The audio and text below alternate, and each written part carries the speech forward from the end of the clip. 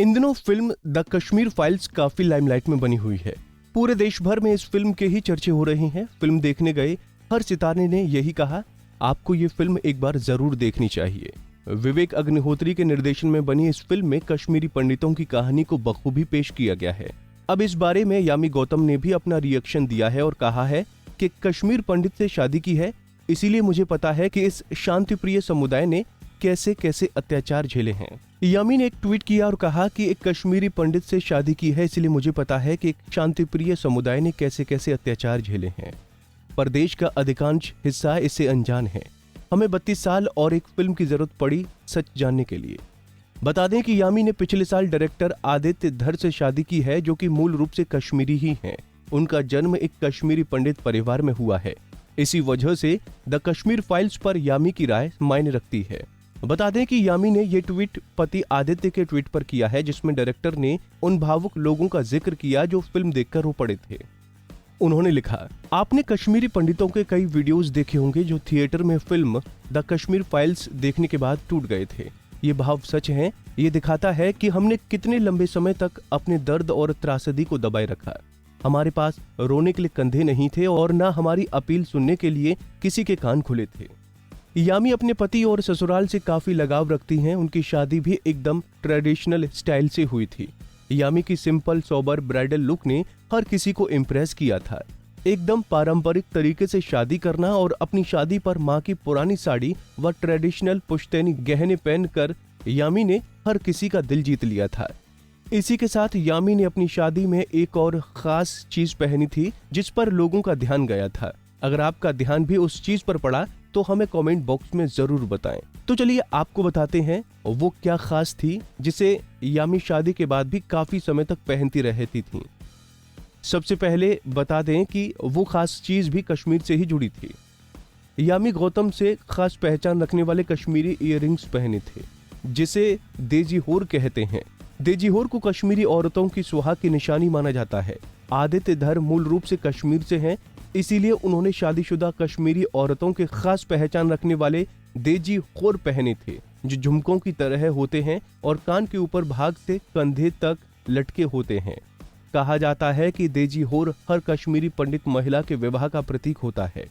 माना जाता है कि महान कश्मीरी आचार्य इसकी बनावट रच गए थे ताकि विवाहितों में देवी शक्ति समा सके।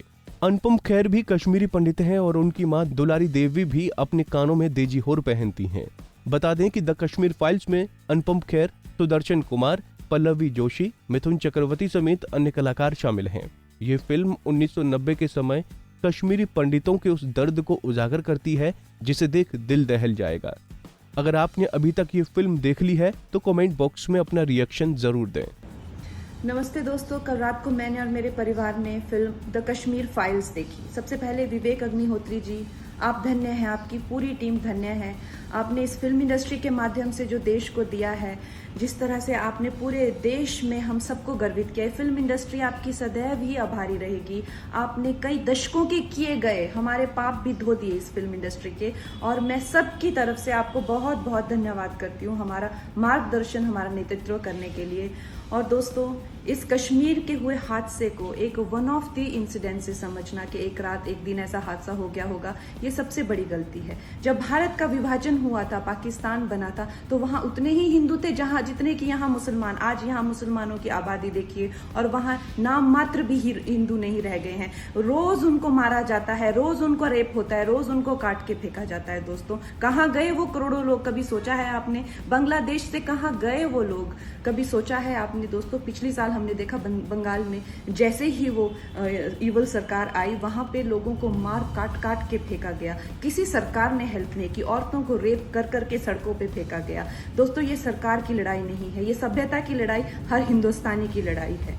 और जो चीज आपको आपके टीचर्स ने नहीं बताई है, आपको आपकी किताबें नहीं बताएगी, मीडिया नहीं बताएगी, आपको अपनी इंसानियत को झंझोड़ना है और कहना है कि हम अपनी मानवता को खुद को गाइड करने दें, आपको सब पता चलेगा। आप कायरता के पर्दे के पीछे मत छुपिए। इस सभ्यता की लड़ाई में आप हिस्सा लीजिए और ये जो टुकड़े गैंग का कैंसर अपने आसपास जहां भी दिखता है, उसको फेंक के निकालिए इस देश से। ये सभ्यता की लड़ाई हर एक भारतीय की लड़ाई है। कश्मीर फाइल्स जरूर देखें और आइए एक नए भारत की नींव रखते हैं। जय हिंद। हाँ जी मैम, कैसी लगी मूवी? बहुत अच्छी लगी। मुझे लगता है हर भारतीय को देखनी चाहिए और हमारी जो इतिहास है जिसका सबसे काला सच जो है और जो हमसे छुपा के रखा हुआ है, वेल मैं तो हमेशा बोलती रहती हूँ इसके बारे में, लेकिन आई थिंक हर एक युवा को देखनी चाहिए कैसी हमारी जो हमारे देश की जो कैंसर है, टुकड़े गैंग, सबको एक्सपोज करती हुई ये जो फिल्म है हर भारतीय को देखनी चाहिए और इसको टैक्स फ्री हर जगह करना चाहिए। और विवेक जी को, पल्लवी जी को, अनुपम जी को बहुत बहुत बधाई। उन्होंने पूरी फिल्म इंडस्ट्री को, जितने भी बॉलीवुड के किए हुए पाप हैं, आज इन्होंने धो दिए सबने मिलके। बॉलीवुड के भी पाप धो दिए इन्होंने। इतनी अच्छी फिल्म बनाई है और इनकी ये फिल्म इतनी काबिले तारीफ है कि सब इंडस्ट्री वालों को छुपे हुए हैं अभी अपने बिलों में चूहों की तरह निकल के आना चाहिए। इसको प्रमोट करना चाहिए। इतनी बकवास सड़ी हुई फिल्में प्रमोट करते हैं, इतनी अच्छी फिल्मों को प्रमोट करने के लिए अभी क्या हुआ इनको?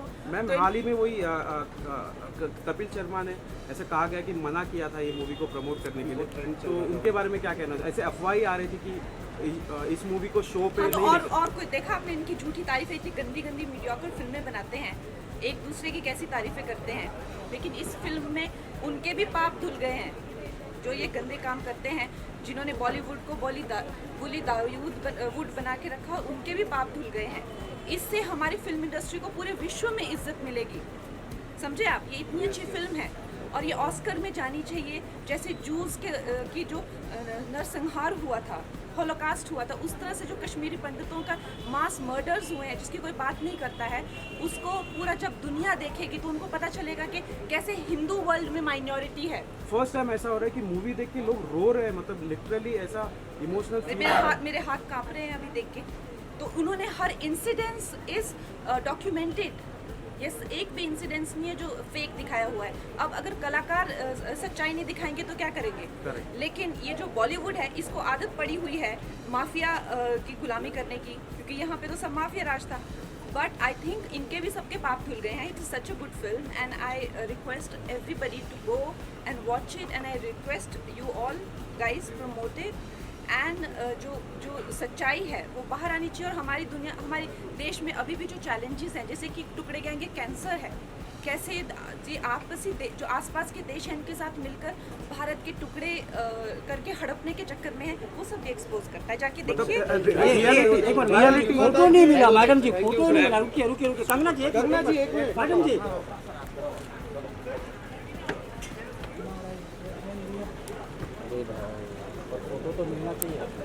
नारी से जुड़ी मोर अपडेट्स के लिए हमारे इंस्टाग्राम को फॉलो, फेसबुक को लाइक और यूट्यूब चैनल सब्सक्राइब करना ना भूलें।